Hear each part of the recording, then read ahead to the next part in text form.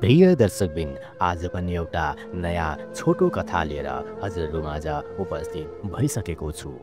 मलाई आशा छ यो कथा हजुरहरूलाई अवश्य मन पर्नेछ। कथा मन पर्यो भने हाम्रो युट्युब च्यानल एम स्टोरिज नेपाललाई सब्स्क्राइब गरी बेल आइकनलाई प्रेस गर्न नबिर्सनुहोला। कथाको शीर्षक पहिलो नजरको प्रेम।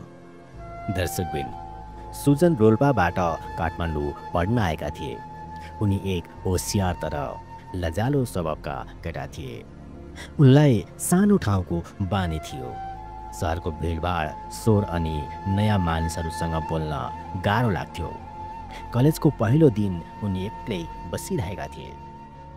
त्यही दिन उनको नजर एकजना केटीतर्फ लाग्यो। ऊ थिइन् आस्था। आस्था पोखराबाट आएकी थिइन्। उनी खुल्ला स्वभावकी थिइन्।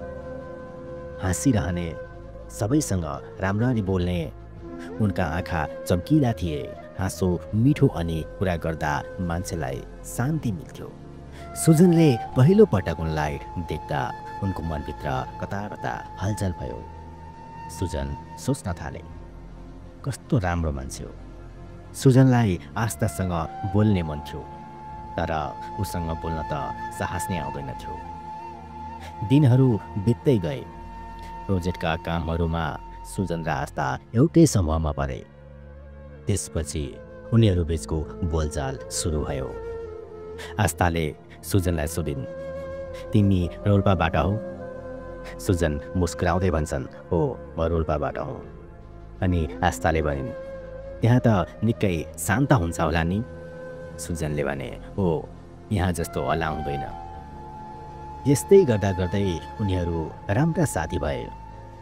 लाइब्रेरीमा सँगै पढ्न थाले।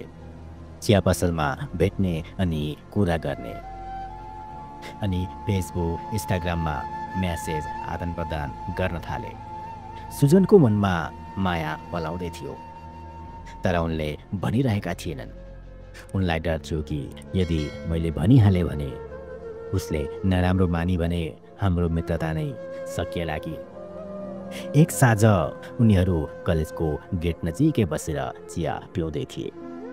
त्यो दिन आस्था निकै गम्भीर देखिन्।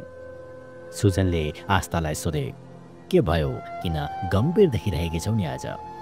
आस्था बिस्तारै बोलिन्, केही सोचिरहेकी थिए। कहिलेकाहीँ लाग्छ तिमी मेरो जीवनमा खास मानिसौ। यो कुरा सुनेर सुजन छक्क परे। हर्षले उनको गला अवरुद्ध भयो। अनि सुजनले पनि हाँस्दै भने, म त यही कुरा धेरै समयदेखि भन्न खोजिरहेको थिएँ। दर्शकबिन, त्यही दिनदेखि उनीहरूको प्रेम सुरु भयो। कलेज जानु, कक्षा कोठामा सँगै बस्नु, परीक्षा अघिको पढाइ अनि रमाइला घुमघाम, सबै कुराले उनीहरूलाई अझ नजिक बनायो। उनीहरूले भविष्यका सपना पनि देख्न थाले। कलेज सकिएपछि जागिर खोज्ने, एक अर्काको साथ कहिले नछोड्ने। अन्तिम वर्ष सकिन लाग्दा आस्थाले एउटा ठुलो खबर सुनाइन्, मलाई अस्ट्रेलियाको स्कलरसिप मिलेको छ, म पढ्न जानुपर्छ। आस्थाको यो कुरा सुनेर सुजन केही बोल्न सकेनन्। एकछिन शून्य भयो। अनि सुजनले सोधे, तिमी खुसी छौ? आस्थाले भनिन्, हो, तर दुखी पनि छु। तिमीलाई छोडेर जान मन छैन। सुजनले आस्थालाई सम्झाउँदै भन्छन्, तर म चाहन्छु तिमी अघि बढ। म तिमीलाई सधैँ साथ दिनेछु। आस्थाको जाने दिन आयो। विमानस्थलमा सुजनले आँखा चिम्लेर मुस्कानसहित उभिरहे।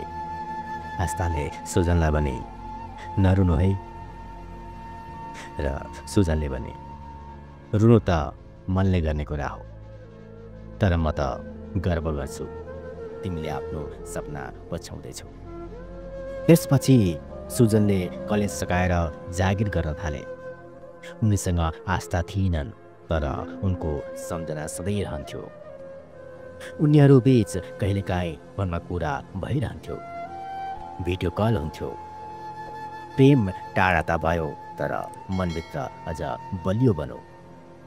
प्रिय दर्शकबिन, प्रेम केवल सँगै बस्न मात्र होइन, एकअर्काको सपना बुझ्न, समर्थन गर्न र टाढा भए पनि साँचो साथ दिनुमा पनि प्रेम हुन्छ।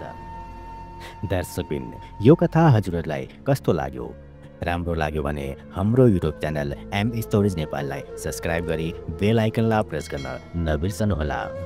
साथै फेसबुक पेजबाट हेर्नु भएको छ भने फेसबुक पेजलाई फलो गर्न नबिर्सनुहोला।